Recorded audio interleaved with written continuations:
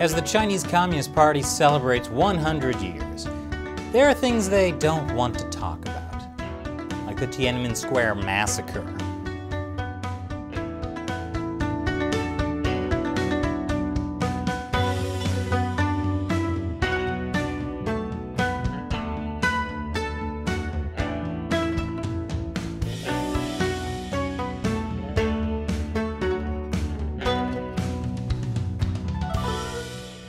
Welcome to China Uncensored, I'm Chris Chappell.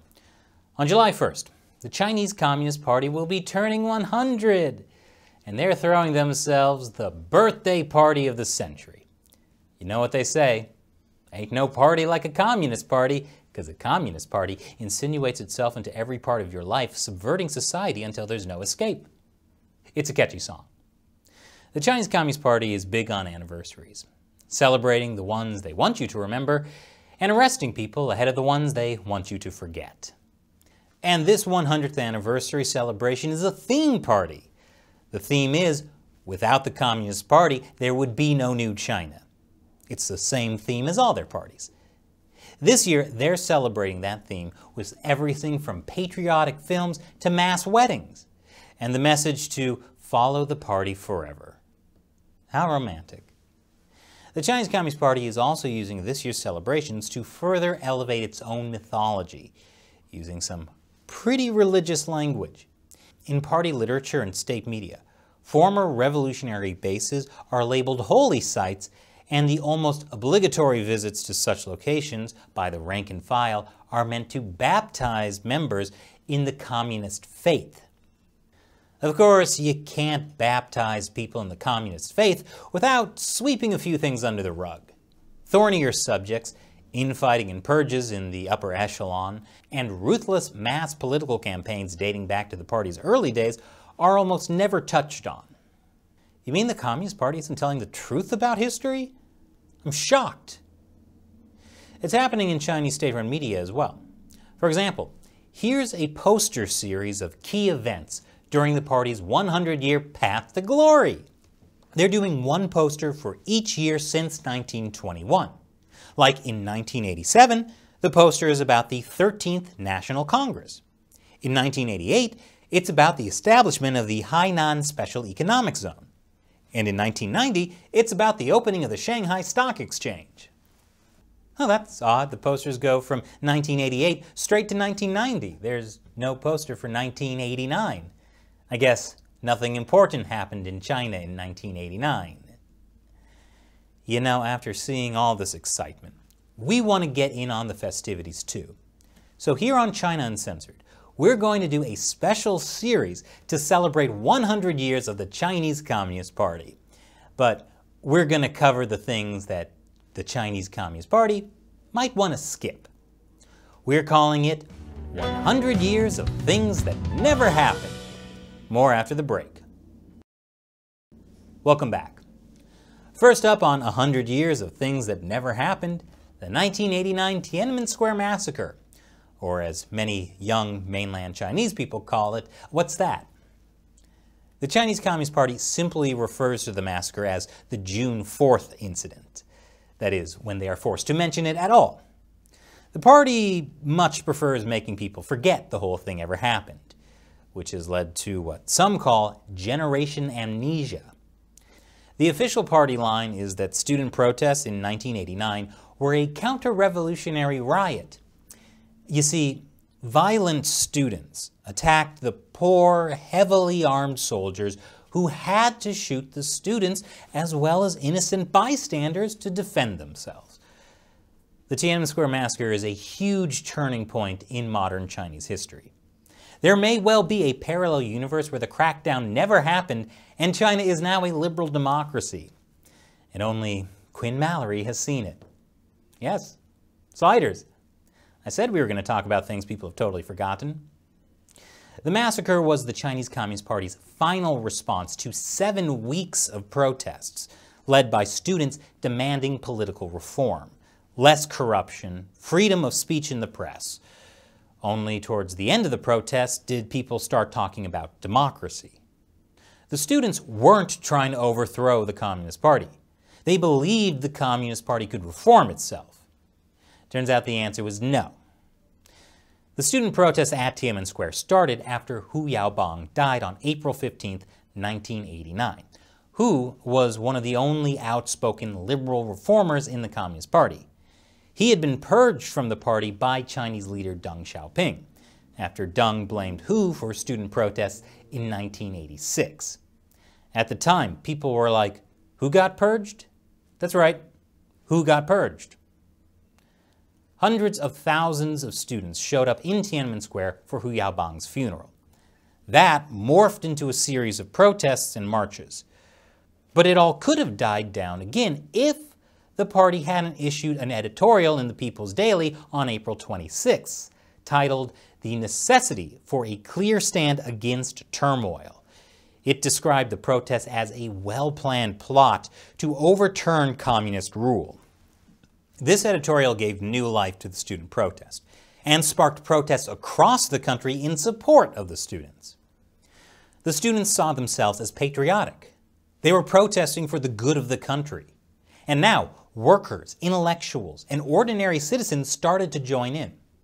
Tiananmen Square witnesses remember this time as having an air of celebration, with feelings of joy and hope. People paraded through the streets. Some even brought their kids to see this historic event. On May 13th, the students started a hunger strike.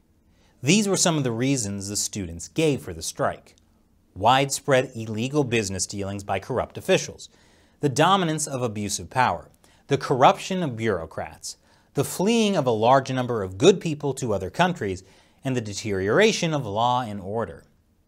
Sounds kind of familiar. One of the quirks of history is why we have so many photos and videos of the Tiananmen protests. Soviet leader Mikhail Gorbachev was visiting China at the time. It was the first time Soviet and Chinese leaders had met since the Sino-Soviet split in the 1960s. And the Chinese Communist Party had allowed in lots of foreign journalists to cover the meeting. It turns out, foreign journalists were more interested in covering 1 million Chinese people marching on Tiananmen Square. But while all this hope and change was happening in the square, the party leadership, especially paramount leader Deng Xiaoping, decided to crack down on the protests and declare martial law. General Secretary Zhao Ziyang was against martial law. He was forced to resign and purged from the party. Zhao then famously went to Tiananmen Square and apologized to the students, begging them to leave. After his speech on the square, Zhao would spend the rest of his life under house arrest. Zhao's secretary, Bao Tong, was imprisoned for the protests. He says that Deng Xiaoping was already planning to get rid of Zhao, and the protests were just a good excuse. Deng replaced Zhao with Shanghai party leader Jiang Zemin, who would spend the next 20 years amassing power through his own crackdowns on innocent citizens. This is basically the prequel to General Hostilities, everyone's favorite soap opera about Communist Party power struggles. But Zhao Ziyang wasn't the only person to stand against martial law. A PLA general who commanded one of the most elite units refused to deploy his soldiers against the protesters. He was also arrested and imprisoned. Martial law didn't go exactly as the party leadership had planned. As the first PLA soldiers tried to enter Beijing on May 19th, Beijing's citizens actually convinced them to turn back and leave. Meanwhile, protests continued to spread to other cities. They continued for another 2 weeks before the party sent in troops again, on the night of June 3rd to June 4th. This time, there was no turning back. The soldiers drove the students out of Tiananmen Square. Even as they left, the students were still singing the Communist Internationale and the Chinese national anthem. When the soldiers opened fire on the unarmed civilians, most of them were killed on the surrounding streets outside the square. Here's what one BBC reporter saw. The young man in front of me fell dead. I fell over him. 2 others were killed yards away. 2 more people lay wounded on the ground near me. We still don't know how many people died in the massacre. Estimates are in the thousands. A recently declassified British diplomatic cable puts the number at 10,000. But the legacy of Tiananmen Square wasn't just the massacre. The real legacy was what happened afterwards. More after the break. Welcome back. You might be wondering why I haven't talked about this guy yet. Well, Tank Man actually faced down those tanks on June 5th, the day after the soldiers killed people in the streets, which, if you think about it, makes it even more ballsy than you previously thought. Also more ballsy when you see how many tanks this guy was actually facing down. One of the photojournalists who took photos of Tank Man had to hide his film in the toilet to keep it from getting taken by Chinese police. That's because the suppression of any information about the Tiananmen Square massacre was already starting. The Communist Party spent the next 18 months running a mass political campaign designed to scare the crap out of the Chinese people and make sure this never happened again. Over 4 million Chinese Communist Party members were investigated for involvement in the protests. Chinese state-run media showed video after video of police capturing counter-revolutionaries in raids.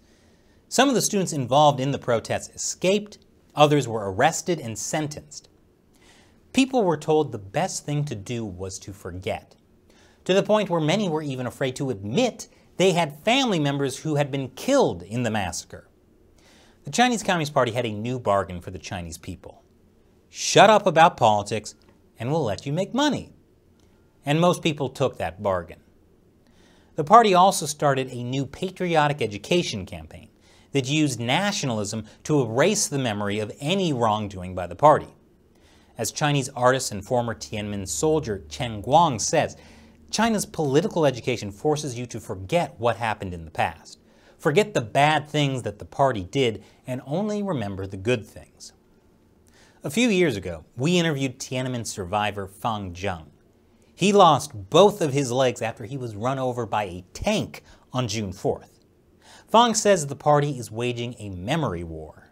This has been one of the most difficult problems in China under the Chinese Communist Party's rule, this type of memory war. The Chinese Communist Party has continuously committed crimes against the Chinese people during different periods of history, over and over again, from when it first started to rule to the present day, almost 70 years now. But why is it still successful? The biggest reason is that through propaganda, brainwashing, and thought control, they've made people unaware of what happened in the past. According to Fang Zheng, the only way to fight back is to remember, which explains why the Communist Party is so against anyone who won't forget the Tiananmen massacre, like the Tiananmen mothers, whose children were killed, or the people of Hong Kong. For decades, Hong Kong was the only place in China where people could remember the Tiananmen Square massacre. Every year, they held a vigil. But now, authorities warn that people could be sentenced to 5 years in prison for doing that. So as the years go by, the Chinese Communist Party is getting more and more successful at treating the Tiananmen Square massacre as a thing that never happened. One among many things that never happened. Let us know what other things you'd like us to talk about in this new series. The Great Leap Forward? Cultural Revolution? Leave your ideas below. And now it's time for me to answer a question from a fan who supports China Uncensored on the crowdfunding website Patreon. Bruce Johnson asks, Chris, with Taiwan beginning to take center stage with the CCP's increasing aggression, is there any chance the U.S. will get serious before a conflict begins? I realize there would be serious repercussions. However, if the U.S. is serious about defending the island, getting started now with a new security agreement including U.S. bases seems like the best bet, rather than reacting after the fighting begins. Good question, Bruce. It seems the U.S. has already begun to take steps to get serious about Taiwan, though it's still in the early stages. Last August, the U.S. sent the Secretary of Health and Human Services to Taiwan, angering China. And the next month, the U.S. sent another high-ranking diplomat, also angering China. This year, in April, the U.S. sent another delegation to Taiwan, further angering China. The problem with all these visits, though, is that too many idiots in the media frame this as angering China, rather than supporting our democratic ally. And that makes politicians afraid to anger China. So progress has been slower than it could be. the US needs to start stationing troops in Taiwan, doing military training with Taiwan, and having consistent, high-level strategic talks with Taiwan. This might anger China in the short term, but actually acts as a deterrent to a Chinese invasion, since the better prepared the US and Taiwan are for war, the less of a chance that war will actually happen. Hopefully the current administration in both countries can see that. Thanks for your question, Bruce, and thank you for watching this episode of China Uncensored. I'm Chris Chappell. See you next time.